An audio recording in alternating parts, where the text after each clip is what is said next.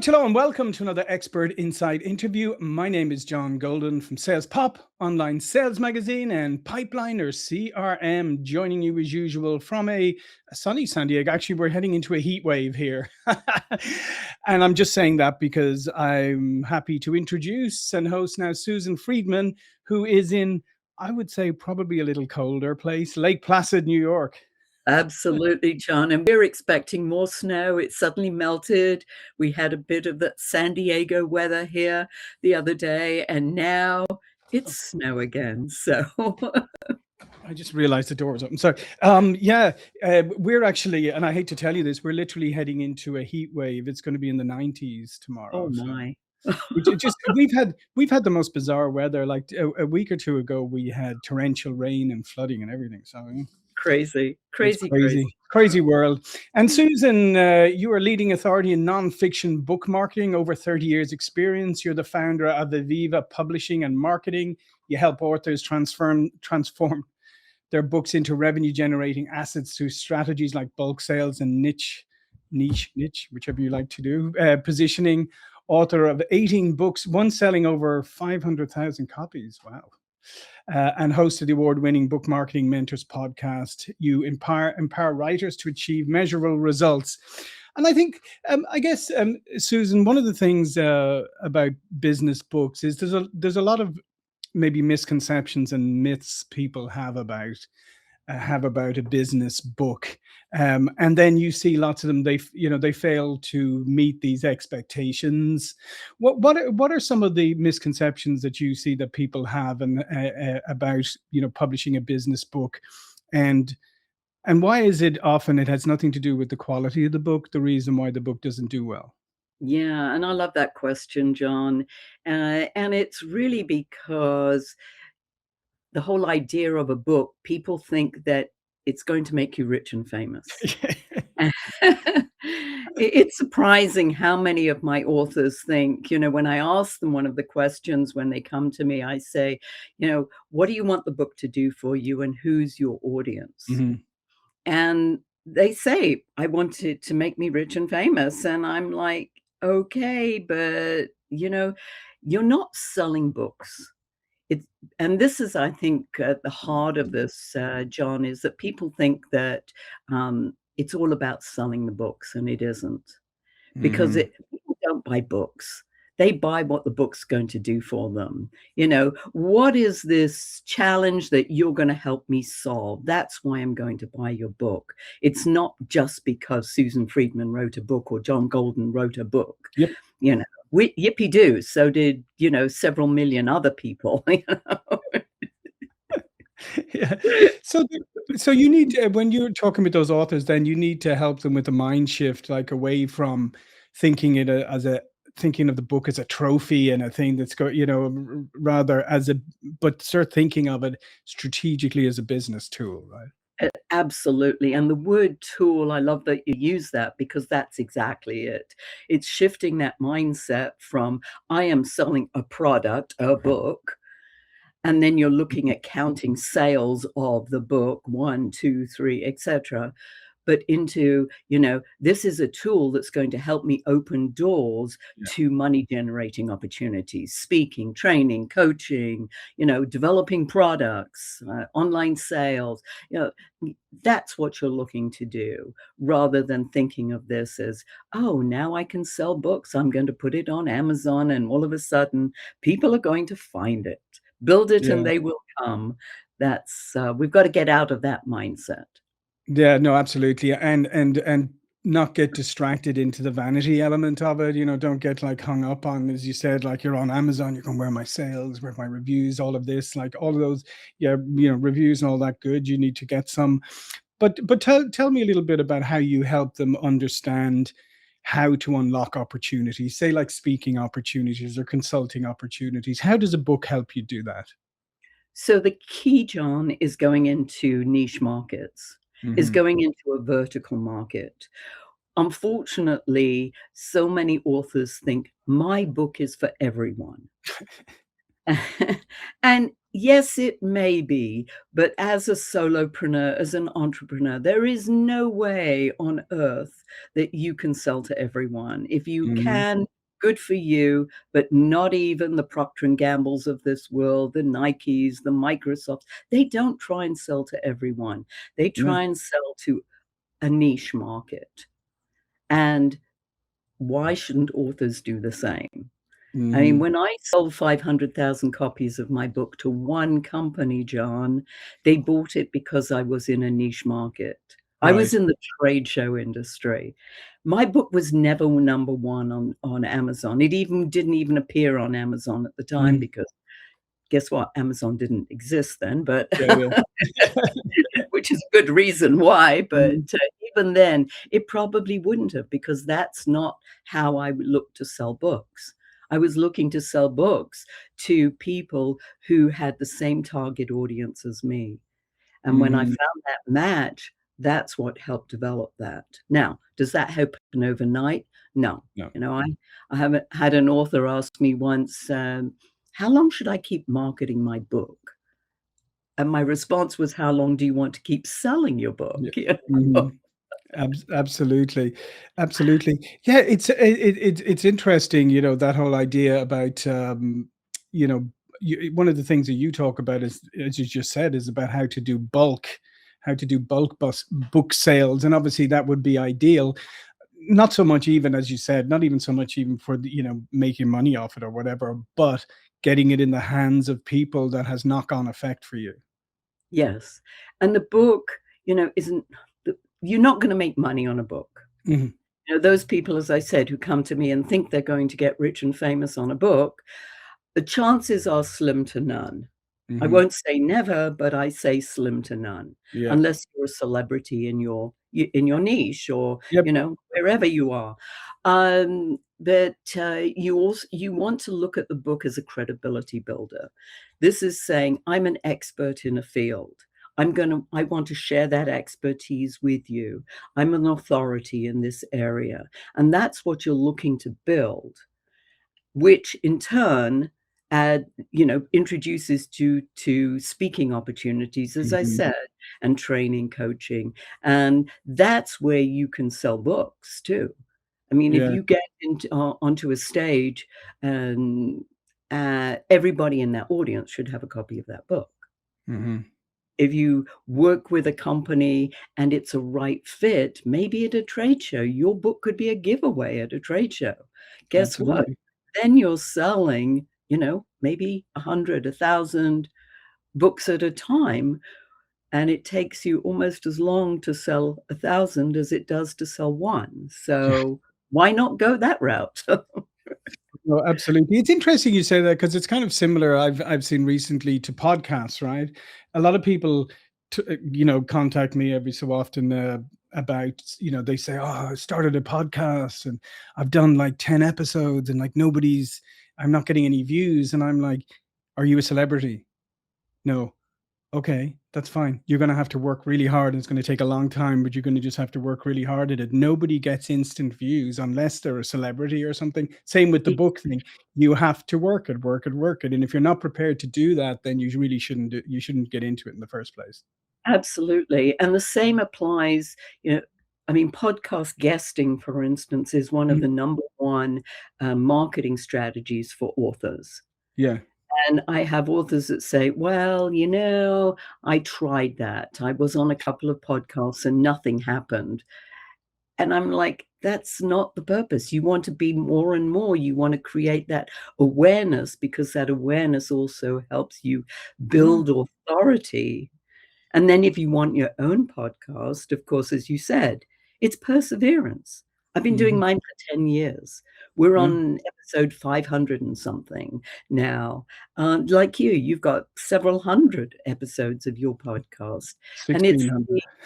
yeah, it's growing, and it Mhm. keeps growing, and that's the whole idea, is that it builds, and over time, you get discovered. Yeah.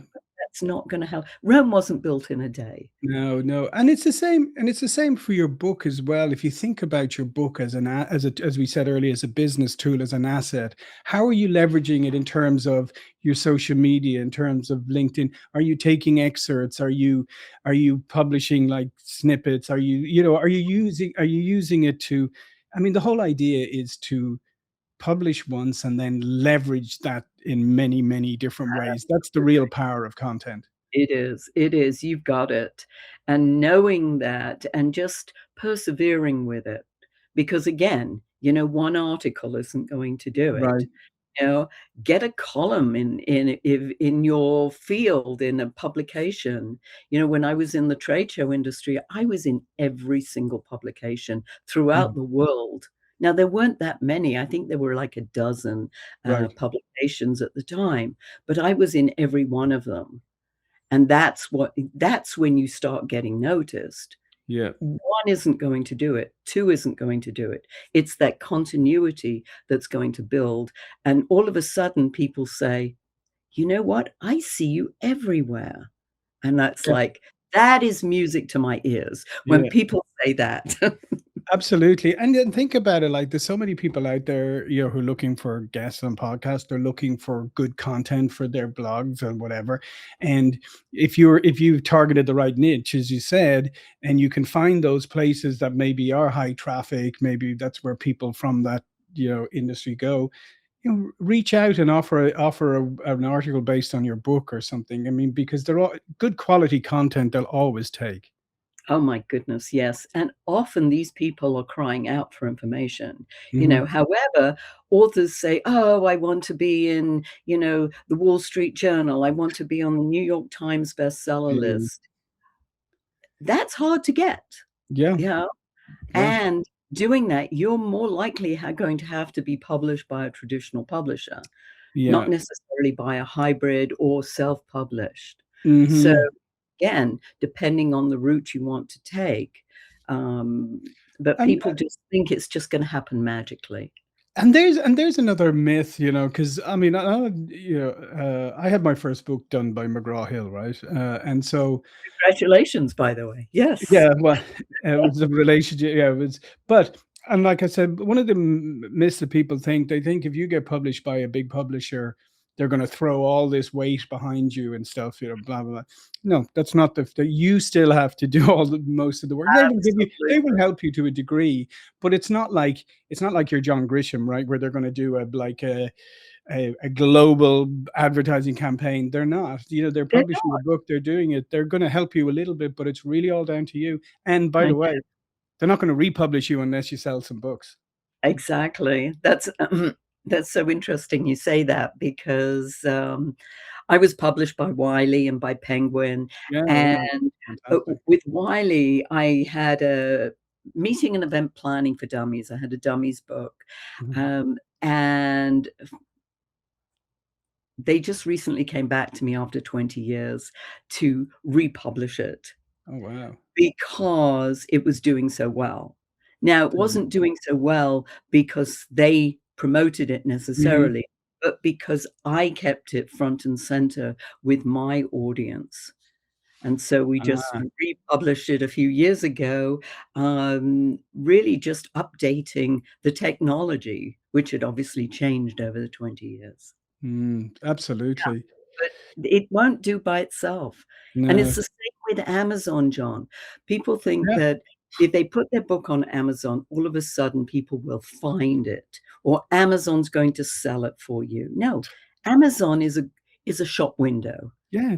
You're still going to have to bring people to that shop window to Yes, buy. absolutely.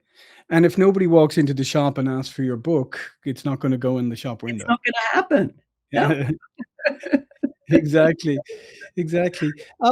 And tell me, how do you help authors like really get granular and niche in their target? Because I feel like that is probably one of the hardest things. Because, like you said at the beginning, it's like when you say, "Who's your product for? Who's your service for?" And they go, "Well, it's really for everyone." And you go, "No, it's not. I'm sorry Yeah, to say that." As you mentioned earlier, even things like Apple isn't for everybody. Apple's like for particular types. It's not marketed to everybody in the world. you know uh, And so how do you help authors do that? Because I feel like that's probably one of the toughest things at the beginning is to say, well, narrow your focus. It is, and I spend a bit of time narrowing down because they've also gotta feel good and passionate about the audience, as well as obviously passionate about their own work, but the audience as well. And what I've found is that most often it's for their expertise. You know, Mhm. if they've been in healthcare, then go back into healthcare because you know that environment. You know, if you were in, I've got authors who are in education, then go back to that audience. They know you, they love you, Mhm. and you know how to market to them. You know the people who buy in that environment. So, yes, but you're going back in a different capacity because some of them are reluctant. You know, I Mhm. had, one author who, was an RN, or I've been told once you're an RN, you're always an RN. But, you know, they were in the nursing environment, Mhm. but they were burnt out. They wanted to go as far away from that as possible. However, with the credentials of being an RN, RNs, you know, respect Yeah. other people who are RNs. So then, okay, let's speak to that audience. It could be the same for doctors or engineers. You know, it doesn't matter, but it's that audience that you know that you can go down that avenue, that vertical. No, absolutely, and I guess that's interesting, isn't it? Like, that the one that you're the expert in is maybe the one that you wanna get away from instead of the one that you really, really should embrace at the end of the day, because that's where your expertise, that's where you're gonna resonate best. Very much so, Mhm. very much so. And once they come to terms with that, they all of a sudden they realize, "Yes, yeah, maybe I have got something that I can give back to that environment." Yeah, And we narrow that. Now you can also niche by, topic as well, right. or by geography, or, you know, by industry, by topic and geography. Wow, then you're really sort of almost like micro niching yourself. Yeah. How often do you when you're working with authors and you're getting, they're getting close to launch and stuff, how often do you get the kind of imposter syndrome start to come in where they start to have doubt about putting themselves out there as an expert and all of that? Oh, but we get it a lot, we get Mhm. it a lot, and, I mean, I know I've suffered from that too, Sure, with I we all my have. own books. It's like, who Mhm. am I to, you know, go out and, you know, teach this, to sell Mhm. this information, and, if you look at that and you think, "That's all about me." Yeah. And it's not about me. It's about you. It's about what you need. And if I can get into that service mindset, that I'm here to help you, then that really helps get out of that. Because when you start getting too, you know, into yourself about this, as you say, it's like, Mhm. yeah, that can just ruin sales because everything is, oh, they're judging me, they're Yep. criticizing me, I'm not good enough. Yeah, and that'll come across, and that'll Oh, come across. absolutely. If you're not passionate about what you do, that comes over just like that. It's the same way when I talk about covers with authors. It's like you have absolutely got to be 110% in love with the cover of your book. Mm. If you're not, it is really going to help. It's going to affect sales because you're Yeah. not gonna feel good enough about it. "Well, Mhm. you know, I wrote this book, but somehow, I've had that as well." And I think the other thing too is when you're involved so long with getting the book together and, and finally bringing it to, there's a certain, as you said, because you have to get into marketing stuff. So there's a certain time that you have to motivate yourself because you can hit that, even though you're excited in the release, and then you're just like, oh, I'm so bored with that. I've been doing this for so for so long now. You have to motivate yourself to go, no, no, no. This is when the work starts. Exactly, exactly, especially for authors who've taken several years to write the Mhm. book. Yeah. You know, I mean, you know, under a traditional publisher, they keep you to a timeline. Yep. Yeah, I mean, and it's a strict one. Mhm. So, but if you are self-publishing, it's like, oh, Yeah.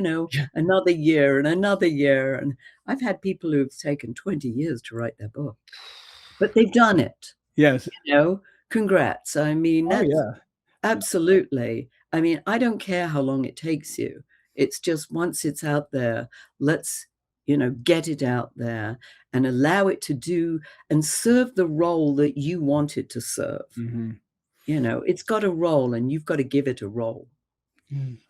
How much is AI starting to impact things is the last question, because, I mean, I see, people are going, "Oh, I could just get AI to write my book for me. I could do this and that." Absolutely. Yeah. I mean, yes, yippee do, it can.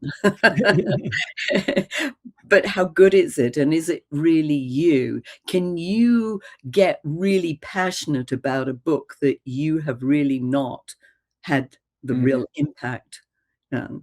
Now, Yeah. AI can help, it's a great tool. You Yes. can write something, and I do this all the time, and I go into AI and I say, "How can you make this a little better?" Mhm. How can you punch this up, make it a little edgier, a little more contrarian, you know?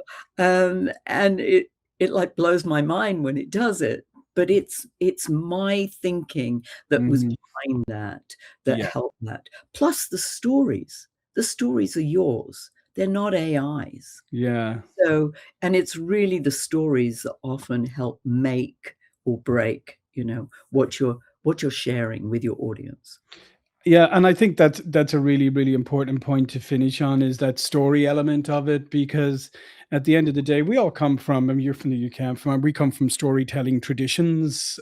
That's historically how information was passed. Like in Ireland, you had the storyteller and the poet, who went from town to town, and they were treated like, modern day rock stars, right? The whole village would turn out to listen to them. And that's how we receive information. So you're having real authentic stories from yourself is so important, and as you say, that's not something AI can create. It can't do that for you. It can't. However, it's a great tool and it helps you in terms of, putting out more information, quicker. But Yeah, use it as a tool and not as an end, result, yeah, expecting it, as you said, to write the book for you. That's sort of the lazy man's way of it doing it. is, it is, and we're seeing, unfortunately, we're seeing some of that today, and especially with a lot of content being published on that, where you're just It's going, "Oh, it's garbage. just it's just AI slop." Seriously. Yeah, exactly. And you can see that straight away, and it's embarrassing, and Mhm. wanna put your name to that? No, 'cause exactly, it is embarrassing, because you just showed yourself up as being as being lazy. Exactly, exactly. And Why would I how work can with you you? start building authority Yeah. based on that? Yeah, exactly, like, why would I work with you if what are you going to do? Is that what you're gonna do too? You're going to, like, do everything that I want you to do? You're gonna do it by AI? You're gonna AI is gonna turn up and do the speech for you as well, is it? Maybe, but Maybe someday, not well, listen, Susan, this has been fantastic. All of Susan's information will be below the video, but again, remind people about you and what you do. yes, as you said rightly at the beginning, I help publish and marketing, a book, a nonfiction book. I'm only interested in Mhm. nonfiction, and that you're really interested in moving that book along and wanting to help you build authority, expertise in an area. That's what I can help you with. If you just want to sell one book at a time, put it on Amazon. If you want Excellent. Well, something more, then yes, please contact me. yeah, absolutely. Yeah, I'd encourage you, if you think you got a book in you, contact Susan. Yeah, it's a long and hard and lonely thing to do on your own. You really It need to is, have it somebody is. help you. Absolutely. Yeah, yeah, to nudge you along and keep Mhm. you moving, along the track, but, Ab it's the marketing side that's the biggie Yeah, at the end of the day, and that's what um, I'm really focusing more on with my authors. There's a yeah. need there. There are a lot of publishers out there, but, fewer people just helping with that book marketing. Mhm. By the way, one last question. If an author already has a book, and maybe an old book and whatever, and they want to kind of reintroduce it to the market, is that something you do as well? Absolutely. I love that actually because that you can really put another slant on it. And look, now they tried maybe selling it in the onesies and twosies. Now let's get the serious work Right. and relaunch it, maybe just make you more excited about it. Yeah, absolutely. Well, listen, thanks again, Susan. Thank you for watching and listening, and I'll see you all again soon. Thank you.